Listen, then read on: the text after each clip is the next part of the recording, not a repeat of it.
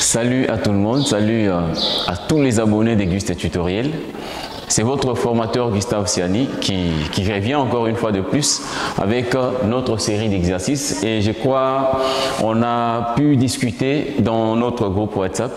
Mais seulement il y a la deuxième série qui est restée et c'est la deuxième série que nous allons essayer de résoudre maintenant là. Alors, nous prenons le premier exercice. Nous prenons le premier exercice qui est là. Je lis le premier exercice. Le premier exercice a deux sous-exercices en fait. Nous avons l'équation A et l'équation B. Je lis d'abord. Mais je sais que dans notre groupe, on nous a donné juste la deuxième équation. Mais seulement, il y en avait deux. Nous avons A et B. Nous allons essayer de résoudre les deux au même moment. Alors, on nous dit déterminer le point d'intersection de l'arc d'un pont bowstring. Donc ici, l'exercice était purement technique.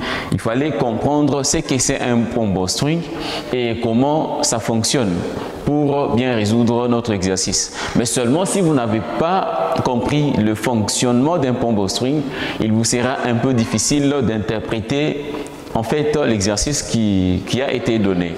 Alors, on nous dit un pont bowstring ayant une forme supposée parabolique. D'équation, nous avons ces deux équations ici. Donc, un pont bowstring de forme supposée parabolique. Donc, normalement, lorsque nous avons un pont tel qu'un pont bowstring ou un pont suspendu par exemple, l'équation de l'arc doit être compatible pour répondre toutes les charges qui sont sur le tablier du pont. Mais seulement ici, on nous dit supposé parabolique. Donc ici, on suppose que l'équation de la parabole, c'est une équation qui est compatible à ces câbles-là. Mais seulement lorsqu'on verra la compatibilité de câbles, lorsqu'on est dans les calculs ou dans l'étude de pont, vous allez voir que la parabole ne répond pas. Cette parabole ne répond pas à l'équation qui pourrait répondre toutes les charges, bien sûr, par rapport à la portée, par rapport à la hauteur de la flèche, ainsi de suite. Mais ici, nous supposons que notre parabole est compatible. Alors, je vais essayer d'expliquer d'abord le fonctionnement d'un pont bowstring, pour voir et pour comprendre comment est-ce que l'exercice a été composé. Alors, nous avons un pont bowstring. Un pont bowstring, c'est un pont en arc. Notre pont est là. Là, nous avons notre tablier. Ça, c'est le tablier du pont. Et l'arc est comme ça. Là, c'est l'arc. Alors, le véhicule touche les tabliers. Le véhicule circule au-dessus ici. Le véhicule circule au-dessus. Nous avons l'arc qui aura comme équation. Je commence par cette équation A. Je prends l'équation et là, moins 2x carré plus x plus 6. Là, nous avons notre arc du pont bowstring. Lorsque le véhicule entre dans le pont, je suppose que le véhicule est là, par exemple, dépose une charge. Ces ponts, vu sa portée, le pont peut se déformer sans problème. Et alors, la déformation du pont, vu aussi sa portée, la déformation sera très importante. La déformation sera plus supérieure. Et pour éliminer, pour réduire, pas éliminer nul, pas éliminer à zéro, mais du moins pour réduire la déformation du tablier, nous avons le tirant que nous allons mettre là. Vous allez voir, le pont bowstring ont des tirants comme ça. Vous avez des tirants. Voilà. Là, nous avons des tirants comme ça. Lorsque la charge est appliquée, le véhicule peut circuler sans problème au-dessus. Lorsque la charge est appliquée, les tabliers se déforment. Les tabliers peuvent se déformer par exemple comme ça. Et vous allez voir que le point du tirant qui était ici, après l'application de la charge, le point est amené là. Alors, les tirants là c'est le point du tablier en fait. Lorsque j'impose les tirants ici, vous allez voir que les tirants ici vont refuser contre la déformation qui sera sur ces tabliers, la déformation de ces points ici. C'est pourquoi on nous dit, lorsque nous avons la charge appliquée et le tablier veut se déplacer, se déformer, c'est le tirant qui reprend la charge. Le tirant reprend la charge et amène la charge dans les câbles principaux, dans l'arc principal bien sûr, dans l'arc principal. Et toute les charges entrent dans l'arc principal. Hein? La charge se transmet à l'intérieur parce que l'arc travaille à la compression, bien sûr. On verra avec le temps comment est-ce que ceci fonctionne totalement. Et toutes les charges entrent dans l'arc et c'est l'arc qui donne la charge dans le sol. C'est comme ça et les véhicules passent comme ça. Donc vous allez comprendre que l'arc travaille en compression, mais cette fois-ci, on n'est pas encore, pour le moment, on n'est pas encore à la compression, on n'est pas encore, je ne sais pas quoi. Nous allons essayer de résoudre juste notre exercice. Donc ça, c'est un peu le fonctionnement d'un pont bowstring. Alors, on peut continuer avec notre lecture. Alors, on nous dit l'arc d'équation, c'est ça l'équation de l'arc. L'équation de l'arc est là pour le premier cas, le cas A. C'est ça l'équation de l'arc. Et on nous demande de trouver la hauteur de la flèche max de l'arc. L'arc, à partir d'ici, jusque là, nous avons la flèche, bien sûr. La flèche, la hauteur entre les tabliers et l'arc. Nous avons une hauteur. Là, nous avons une hauteur, nous avons la hauteur, ainsi de suite. Et la hauteur max, lorsque vous regardez ici, c'est d'ici jusque là. C'est ça la hauteur max, que j'appelle la flèche max de ces câbles. Alors, on nous dit la flèche max de l'arc, sachant que les tabliers du pont coïncident avec l'axe OX. Les tabliers du pont est là, et cet axe coïncide avec l'axe OX. Mais l'axe des Y, je ne sais pas si ça passe où, je ne sais pas encore pour le moment. Alors, si vous comprenez bien, vous allez voir que notre courbe est là. Notre courbe se croise avec l'axe OX en deux points. Ces points ici, j'appelle ceci le point A. Là, c'est le point B qu'on aura à calculer les coordonnées. Et aussi le point, si vous regardez, mathématiquement parlant, selon notre leçon, si vous regardez l'arc qui passe là, le maximum, ici nous avons le maximum, le point M, hein, le maximum. Alors, on nous demande de déterminer cette hauteur ici, qui est la flèche max. Comment calculer? Je crois le fonctionnement du pont bowstring, je crois que tout le monde a compris comment les ponts bowstring fonctionnent. Alors, on commence. J'ai l'équation y égale à moins 2 x carré plus x plus 6. Alors, je vais étudier cette équation. Je commence par x égale à 0. Si je pose x égale à 0, je mets 0 ici, 0 là-bas, vous allez voir que y sera égal à 6. Y sera 6. Y égale à 6. Donc j'aurai moins 2 fois 0 plus 6. 0, 0, 6, y sera égal à 6. Là, j'ai un point. Le point ici, je ne sais pas, mais on va situer quand même le point sur la courbe, sans problème. Alors, je me dis encore, si y égale à 0, x aura quelle valeur? Alors, ici, je vais commencer la résolution de mon équation à partir d'ici. Alors, je me dis, moins 2x carré plus x plus 6 égale à 0. À partir d'ici, je peux prendre a égale à moins 2, b égale a moins 2, b égale à 1, c égale à 6. Et par là, je peux voir a égale à moins 2, Le moins 2 ici est inférieur à 0. Ceci signifie que notre concavité de la courbe est tournée vers les y positifs. Voilà. Et nous avons le point maximum, le point M. Donc c'est à peu près la forme qu'on a donnée là-bas. Et la forme de notre parabole. Alors, je pars encore. À partir d'ici, vous allez voir ensemble avec moi. Je calcule delta. Delta égale à b carré moins 4ac. La valeur de b, regardez ensemble avec moi, nous avons a qui est moins 2, b qui est 1, c égale à 6. Alors, b c'est 1,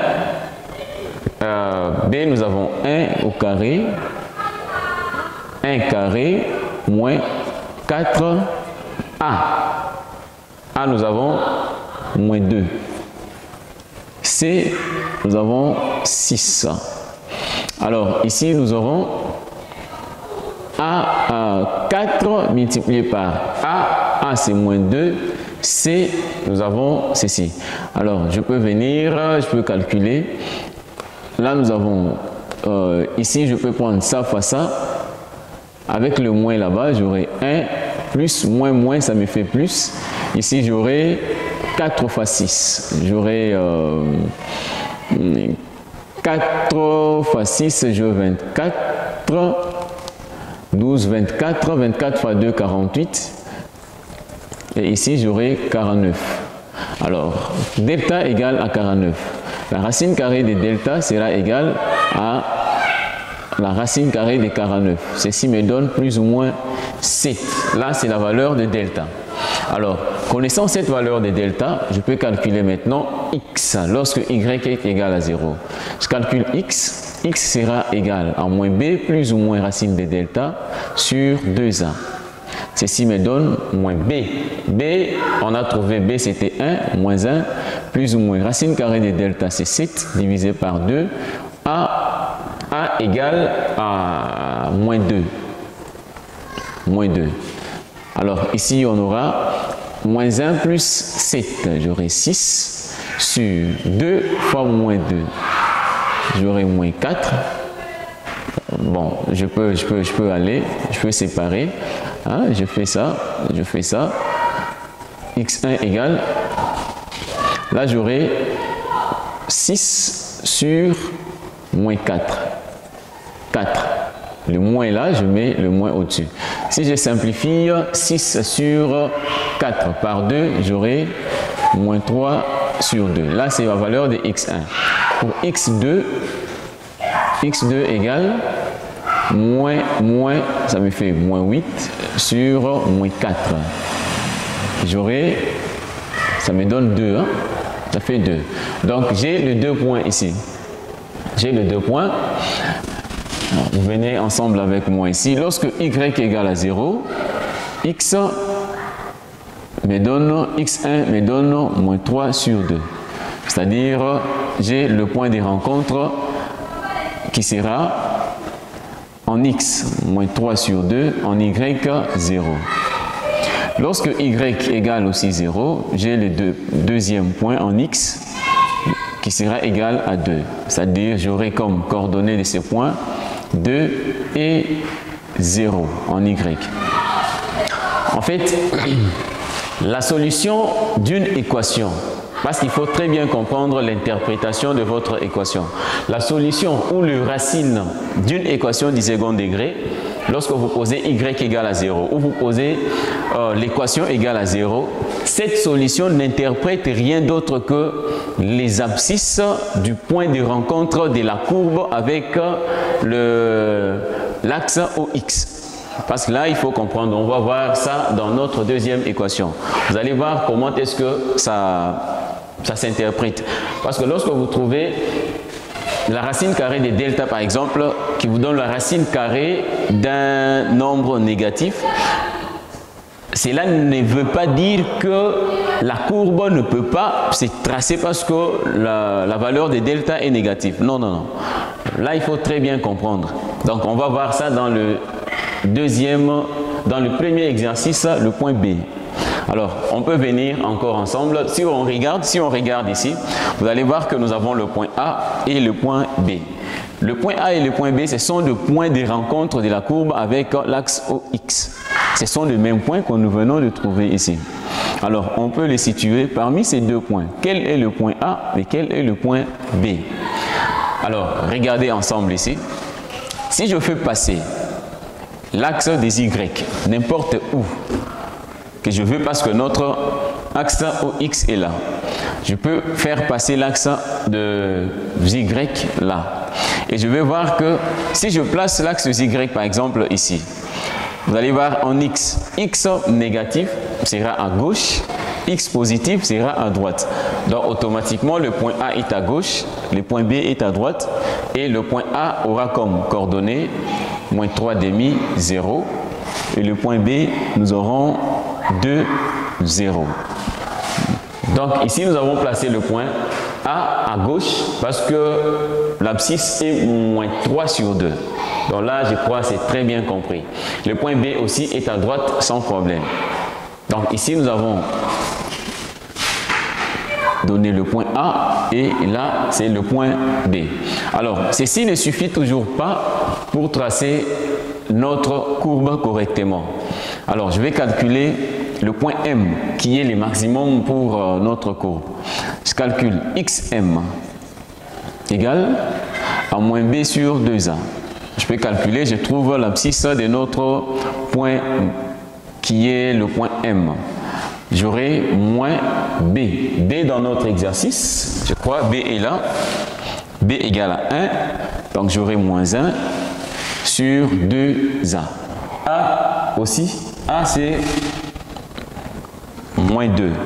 Donc j'aurai 2, facteur de moins 2. Donc ici, je crois, j'aurai 1 sur moins 4. XM qui me donne 1 sur 4. Je calcule YM égale à moins delta sur 4A. J'aurai delta, donc c'est moins 49 sur 4 multiplié par A, nous avons moins 2. Et là, j'aurai moins 49 sur moins 8. Donc YM sera 49 sur 8. Et là, les coordonnées du point M seront 1 sur 4 et puis 49 sur 8. Là, nous avons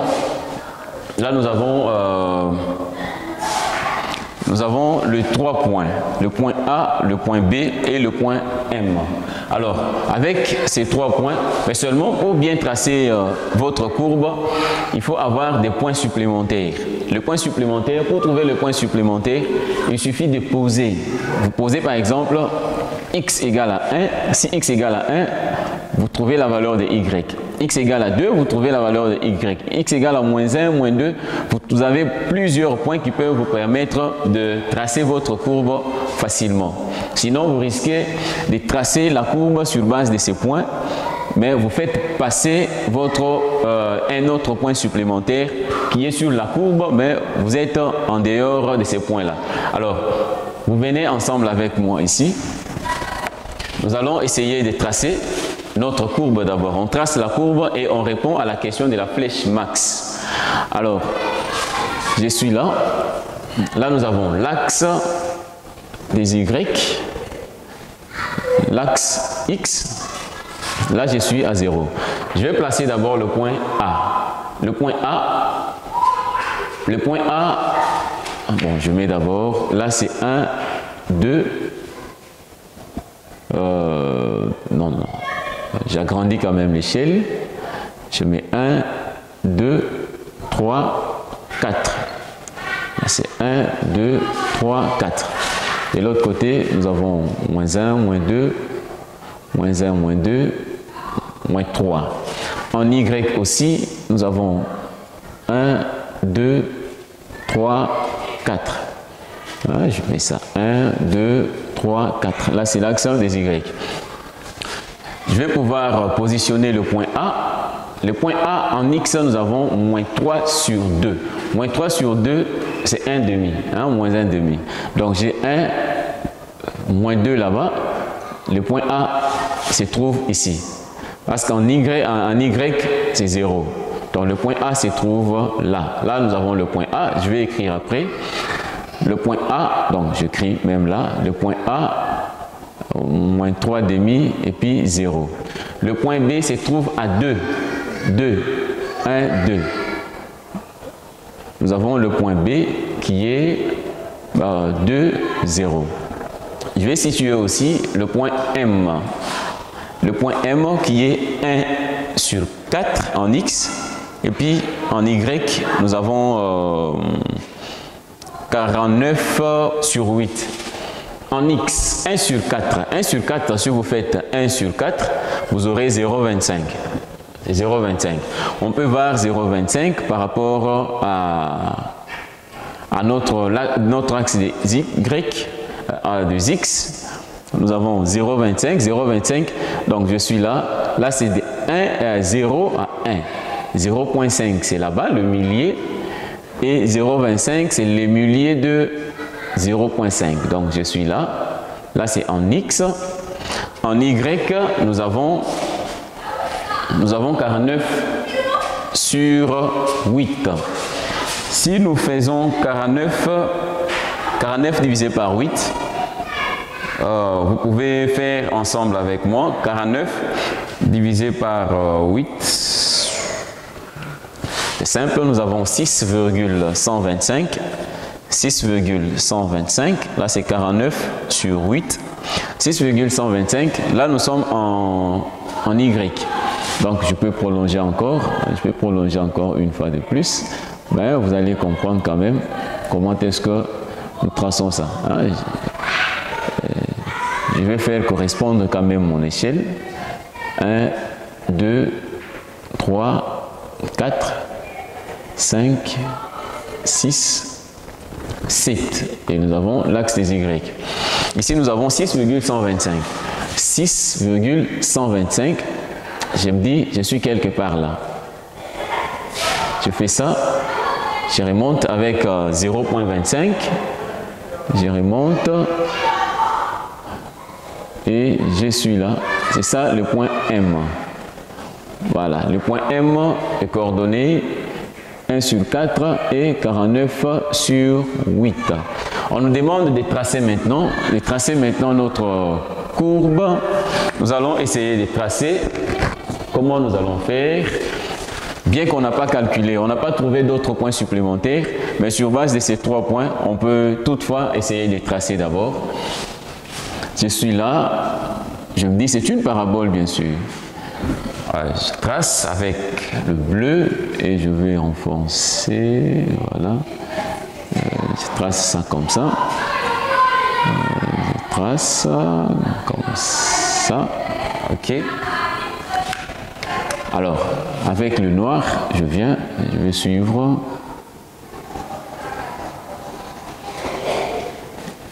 Attention. Je suis là. Voilà. Ici.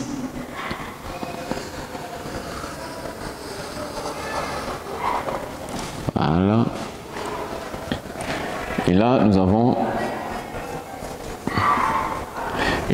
notre parabole. Là, nous avons notre parabole. Et revenons maintenant à la question qui nous a été posée. On nous a demandé de déterminer la flèche de l'arc, la flèche max de l'arc. La flèche, en fait, on a dit, c'était la hauteur maximale de cette parabole. Alors, la hauteur maximale de la parabole est de combien? Vous allez voir sans doute que connaissant l'axe OX et le point maximum, la hauteur n'est rien d'autre que l'ordonnée en Y. Donc, j'ai dit l'ordonnée, en fait, c'est la valeur en Y. Donc, notre flèche sera la hauteur ici. Donc, j'appelle ça F. F égale à 49 sur 8. 49 sur 8, ça sera bien sûr en valeur absolue. Parce que cette valeur peut aller vers les y positifs ou les y négatifs. Donc ça sera 49 sur 8 et ceci me donne 6,125. Et on nous a dit en prenant les mètres comme unité des longueurs, et là nous avons notre F qui sera égal à 6,125 mètres.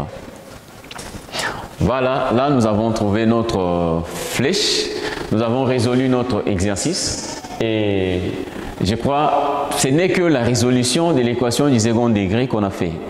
Mais seulement il fallait introduire un raisonnement d'un génie civil. Hein, si vous avez le raisonnement d'un génie civil, vous allez comprendre facilement comment les pompes au string fonctionnent, comment est-ce que la répartition des charges se passe, et là ça vous sera plus facile. Ça vous sera plus facile pour résoudre cet exercice. Merci beaucoup. Je crois que nous avons fini l'exercice, notre premier exercice, le point A en fait du premier exercice. Et nous allons passer maintenant au point B du deuxième exercice. C'est presque la même question qui a été posée. Et le point B, nous avons y égale à x carré plus 2x plus 6. Alors, notre parabole est là. On nous dit toujours, nous avons un pompe au string, il faut faire donc tout ce qu'on a fait. Hein, il faut faire tout ce qu'on a fait et arriver à tracer la courbe sans problème. Alors, nous sommes là, je calcule la valeur de delta. Donc, je peux identifier d'abord les A, B et C. A égale à 1. Hein, dans notre exercice, dans notre équation, A égale à 1, B égale à 2, C égale à 6. A est égal à 1 supérieur à 0. Et là, on peut toutefois comprendre que la concavité de la courbe est tournée vers les y négatifs. Hein, tourner vers les y négatifs, et ça sera comme ça, le point qu'on aura sera le point minimum. Alors, du fait que nous avons notre concavité qui est tournée vers les y négatifs, vous allez voir que cette forme n'est pas la forme d'un pont bowstring, de l'arc d'un pont bowstring. Donc, ce n'est pas cette forme-là. Alors ici, on va se limiter à tracer juste la courbe de cette équation ici. Ceci ne reflète pas la forme, bien sûr, de l'arc d'un pont bowstring. On peut aller maintenant, on calcule delta égale à b carré moins 4 ac. Delta égale à b carré moins 4. A, nous avons 1. C, nous avons 6. Donc, b carré moins 4 AC. Et là, nous aurons 4 moins 24. 4 moins 24. 4 fois 1 fois 6. Nous aurons 24 ici et j'aurai moins 20. Donc, votre delta donne moins 20. Vous allez voir que ces delta ici, la racine carrée des delta, sera plus ou moins la racine carrée de moins 20 qui n'est pas dans R. Du fait que la racine carrée de delta n'est pas dans R, cela signifie tout simplement que delta n'a pas une valeur réelle. Delta a une valeur imaginaire. Hein, une valeur imaginaire, on va voir le racine des éléments comme ça, hein, des équations comme ça, lorsqu'on va voir les nombres complexes. Mais seulement pour les cas ici, notre delta est la racine carrée de moins 20. Ceci signifie quoi? Parce qu'il y a les autres, hein, il y a des amis, lorsqu'ils arrivent au moment où, au point où delta est égal à moins 20, une valeur négative, ils disent que la courbe n'existe pas dans R. Non, ceci ne veut pas dire que la courbe n'existe pas dans R. Donc, en fait, pas seulement dans R, mais la courbe n'existe pas. C'est pas ça. Ceci veut dire tout simplement que le racine de cette équation n'existe pas dans R. Le racine. Donc, lorsqu'on a éliminé, hein, on a dit y égale à 0. L'équation, toute cette équation égale à 0. Ceci veut dire tout simplement que le racine de l'équation de cette équation ici seront les abscisses du point de rencontre de la courbe avec l'axe OX. Du fait que notre delta est inférieur à 0, ceci signifie tout simplement que la courbe ne coupe pas l'axe OX. C'est ça la conclusion. Mais la courbe existe. La courbe ne coupe pas l'axe OX. Alors avec une telle courbe, il faut trouver le point supplémentaire pour pouvoir tracer cette courbe. Le point supplémentaire, comment est-ce que nous allons trouver le point supplémentaire? Je commence par le point minimum, le minimum. Les xm égale à moins b sur 2a. B, c'est 2. Moins 2 sur 2a. A, c'est 1. Ici, je trouve moins 1. Ym égale à moins delta sur 4a. Et là, j'aurai delta. Delta, c'est moins 20. Je trouve moins 20 sur 4a, c'est 20. C'est 2. A, je trouve... Non, A, c'est 1. A, c'est 1. Alors, ici, j'aurai 20 sur 4, je trouve 5. Donc, le point M aura comme coordonnée moins 1, 5. Là, j'ai trouvé les coordonnées du point minimum de la courbe. Après avoir trouvé là, je peux calculer d'autres points, je peux trouver d'autres points supplémentaires. Hein, je vais me donner, je commence, c'est ça notre équation. Je viens ici.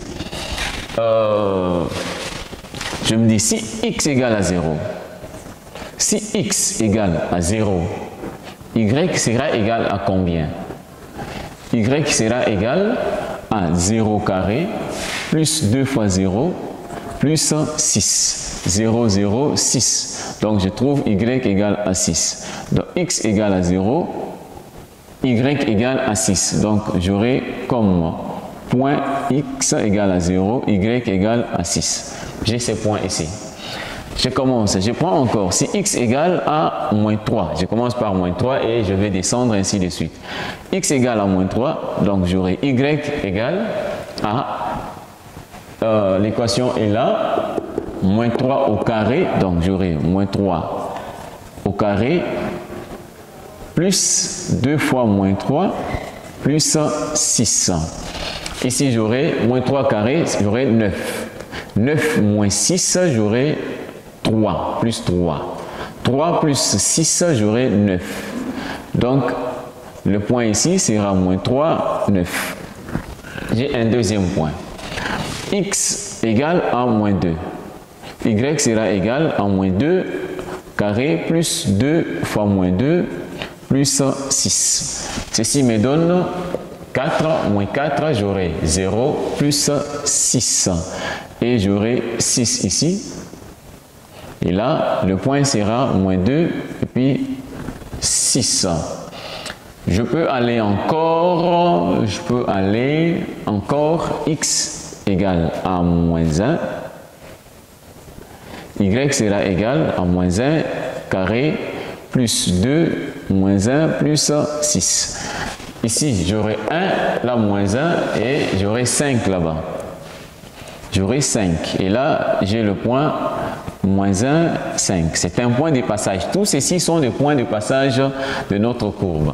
Pour x égale à 0, j'ai déjà trouvé. X égale à 0, j'ai déjà trouvé 0, 0 et puis 6. X égale à 1, y sera égal à 1 carré plus 2 fois 1 plus 6. Et là, je trouve 2, 1, ça fait 3, plus 6, ça me fait 9. Et là, j'ai le point 1, 9. X égale à 2, je vais me limiter à 3. X égale à 2, y égale à 2 carré plus 2 fois 2 plus 6. Ceci me donne 4 plus 4, ça fait 8, plus 6, ça fait 14. Donc ici, j'aurai le point 2, 14. X égale à 3, y égale à 3 carré plus 2 fois 3 plus 6. Ici, j'aurai 6, là c'est 9, j'aurai 15, plus 6, ça me donne 21. Et là, j'aurai le point, j'aurai comme point 3, 21. je crois, là nous avons terminé notre point sur nos points supplémentaires et nous allons passer maintenant au traçage de notre courbe. Vous allez voir que le traçage est plus simple. Je fais ça comme ça. Là c'est l'axe des X et là je trace, nous avons l'axe des Y. Alors, connaissance ici, je vais tracer X égale à 0. X égale à 0, vous allez voir le premier point qui est là. Le premier point, 0, 6. 0, 6. X égale à 0, 6, c'est de l'autre côté. Donc, je peux aller en Y. Je me dis, là, nous avons 1, 2, 3, 4, 5, 6, 7, 8, 10, 11, 12, 13, 14, 15, 16, 17, 18, 19, 20, 21. Là, nous avons 21. Là, nous avons 1. Ici, bon, je vais essayer de tracer ça comme ça. Alors, je crois en Y, en X. En X, je peux augmenter quand même pour... je peux augmenter l'échelle en X. Hein, prendre les échelles différentes hein, pour essayer de bien tracer ma courbe. Ici, je peux tracer, je peux prendre 1 là-bas, 2, 3, 4. Là, c'est 1, 2. Bon, la courbe sera comme ça. Je peux pas. Donc, posons ça ici, sinon ça va nous entraver un tout petit peu. 4. Et là, nous avons moins 1, moins 2, moins 3, moins 4. Moins 4, moins 3, moins 2, moins 1. Donc, je crois que je pouvais le mettre au-dessus, sans problème. Alors, je suis là. Je vais placer maintenant le point. Le premier point, c'est 6, et 0 et 6. X égale à 0, Y égale à 6. 0 est là, 6. 1, 2, 3, 4, 5, 6. C'est ça le premier point, le passage de notre courbe. Le deuxième point, je prends ici, j'ai le point moins 3 en X, 9 en Y. Moins 3, je suis ici, 9, 9, 1, 2, 3, 4, 5, 6, 7, 8, 9. Donc je fais ça, jusqu'à là, là aussi. Et puis, j'ai l'autre point de passage. Alors, l'autre point, j'ai moins 2, 6. Moins 2, 6, moins 2, et puis 6. En X, j'ai moins 2, en Y, j'ai 6. 1, 2, 3, 4, 5, 6. Donc, je suis là. Moins 2, 6. C'est ça, en fait, l'autre point. L'autre point, nous avons moins 1, 5. Moins 1, 5. Moins 1 est là, 5, 1, 2, 3, 4, 5. Moins 1, 5. C'est ça le point minimum. Et l'autre point, nous avons 1, 9. 1 est là, 9, 1, 2, 3, 4, 5, 6, 7, 8, 9. 1, 9. Je prends ça comme ça. Et 1 c'est là. Voilà. L'autre point, nous avons 2, 14. 2, 14. 1, 2, 3, 4, 5, 6, 7, 8, 9, 10, 11, 12, 13, 14. 2. Nous sommes là. Nous avons le 2. Et là, nous avons 3, 21. 1, 2, 3, 4, 5, 6, 7, 8, 9, 10, 11, 12, 13, 14, 15, 16, 17, 18, 19, 20, 21. Et là, jusqu'à 3. Nous avons le point là-bas. Voilà. Après avoir tracé nos points, hein, positionner le point supplémentaire, et là, on peut tracer maintenant la courbe. Vous allez voir qu'il suffit de relier juste ces points ici. Je le relie, je le relie, je relie, et j'atteins le point minimum. La courbe tourne et passe comme ça. Et là, nous avons notre courbe. Je peux tracer ceci comme ça. Voilà. Je passe par tous les points. Et là, je tourne. Voilà. Là, nous avons notre courbe d'équation y égale à x carré plus 2x plus 6. Là, nous avons fini notre courbe, mais seulement, vous allez voir, ici, nous avons moins 1, et là, 1, 2, 3, 4, 5, 6. Là, c'est 6, 7, 8, 9. Là, c'est 9, 10, 11, 12, 13, 14. Là, c'est 14. Hein, vous pouvez voir comment est-ce que je fais ça. Là, c'est 6. Là, c'est 9. Là, c'est 14. Là, nous avons 21 là-bas. Donc, voici notre courbe que nous venons de tracer. Et c'est la courbe qui nous a été demandée. Il fallait tracer une courbe comme ça. Mais seulement, vous allez comprendre que dans la deuxième série, premier exercice, le point A, l'exercice A, sa forme est comparative à un pont Bostring. Mais le deuxième point, sa forme n'est pas comparative à la forme d'un arc d'un pont Bostring. Donc, je crois que vous avez très bien compris. Il nous reste le point 2. Le point 2, nous allons faire cet exercice qui concerne le pont suspendu. Après cette vidéo, vous allez suivre l'autre vidéo qui vient après. Vous allez comprendre comment est-ce que nous allons résoudre cette même équation, mais seulement avec le principe technique d'un pont suspendu. Je crois que nous sommes presque à la fin. Restez connectés sur Auguste Tutoriel et vous ne serez pas déçus. J'insiste bien, vous ne serez pas déçus. La vidéo est là, Regardez l'exercice qu'on avait annoncé avant, regardez la résolution de notre exercice. Essayez de faire marier la mathématique, la résolution mathématique à notre raisonnement d'ingénieur, et vous allez essayer de comprendre un tout petit peu je peux dire la coïncidence de ces deux idées. Travaillez énormément et vous allez comprendre que l'essentiel n'est pas seulement de faire la mathématique, mais l'essentiel est juste que la mathématique nous aide à la résolution de nos problèmes en génie civil. Merci beaucoup et on se retrouve au prochain numéro.